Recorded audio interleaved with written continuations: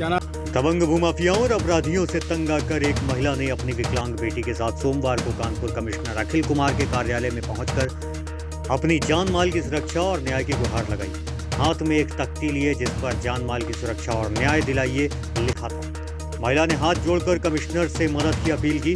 पीड़ित महिला मंजरी सकेरिया ने बताया है कि पिछले 1 वर्ष से वह भूमाफियाओं के उत्पीड़न का शिकार है।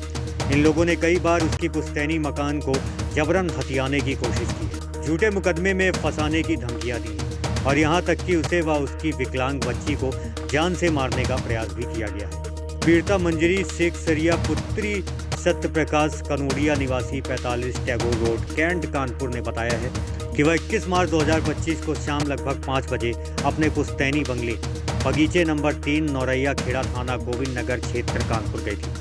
वहां पहुंचते ही मौजूद भूमाफिया और अपराधियों ने उन्हें और उनकी दिव्यांग बेटी को घेर लिया, गाली गलौज की और जान से मारने की धमकियां दी। उन्होंने बताया है कि अपराधियों ने भीड़ जुटा ली और डराने के लिए चिल्लाने लगे, तुम अपनी संपत्ति में मत आना वरना जान से हाथ धो बैठोगी। किसी तरह वह अपनी बेटी के साथ वहां से जान बचाकर निकल सकी। पीड़ित महिला ने यह भी बताया है कि उक्त भूमाफिया कुटरचित दस्तावेजों और गुंडों के साथ मिलकर उनकी पुश्तैनी बंगले में अवैध रूप से घुसपैठ कर चुके हैं और संपत्ति पर आपराधिक कब्जा जमा लिया है। विरोध करने पर उन्हें और उनकी मासूम बेटी को गंभीर परिणाम भुगतने की धमकी दी जाती है। कमिश्नर अखिल कुमार ने मामले को गंभीरता से लेते हुए संबंधित अधिकारियों को आवश्यक कार्रवाई के निर्देश दिए हैं और पीड़िता को हर संभव मदद व सुरक्षा का आश्वासन दिया है। क्या नाम है आपका? कहाँ पे आप आई थी? क्या समस्या है? मेरा नाम मंजरी सेक्सरिया है। मेरी बेटी 100% विकलांग है। मेरी संपत्ति है एक नौरैया खेड़े में 3 नंबर नौरैया खेड़ा। हम कमिश्नर साहब के साथ गुहार लगाने आए थे। 1 साल से हम दौड़ रहे हैं, भाग रहे हैं। वो भू माफिया ने कब्जा कर लिया था और हमको जान माल से खतरा है। जान मारने की वो बार-बार धमकियां दे रहे हैं और वहाँ पर भी देते हैं, कोर्ट में भी, और जहाँ पे निवास है वहाँ पर भी देते हैं। हर जगह से हमको परेशान करके रखा हुआ है। लगभग कितने दिनों से आप परेशान हैं और कहाँ चक्कर आपने? लगभग हम 1 साल से परेशान हैं।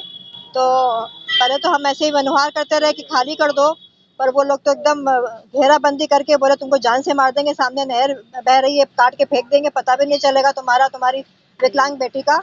तो फिर हमने आईजीआरएस फाइल किया। आईजीआरएस के बाद उसमें जो भी कार्रवाई डीएम साहब ने करवाई, उन्होंने 2-3 रिपोर्ट्स बनवाई, वो हमारे पक्ष में ही था कि सब जो संपत्ति है सारे कागज हमारे पिताजी के नाम से ही है।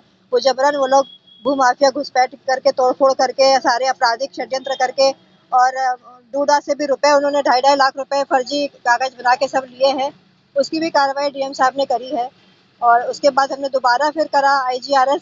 फिर अभी तीसरी बार फिर किया जब 21 तारीख को मार्च को हम गए थे फिर से वहाँ पर नौरैया खेड़ा 3 नंबर नौरैया खेड़ा। वहाँ पर फिर से उन्होंने घेराबंदी कर लिया। बोला कि तुम यहाँ से भाग जाओ ना तो तुम्हारी जान चली जाएगी, तुम्हारी बच्ची की जान चली जाएगी।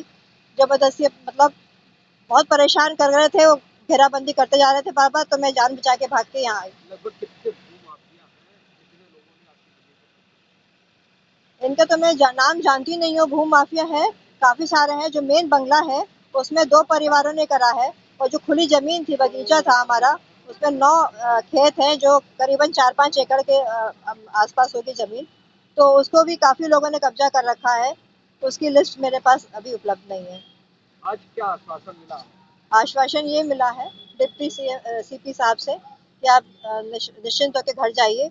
अब बच्चे आपका विकलांग है तो अब जो कार्रवाई करनी है हम लोग करेंगे।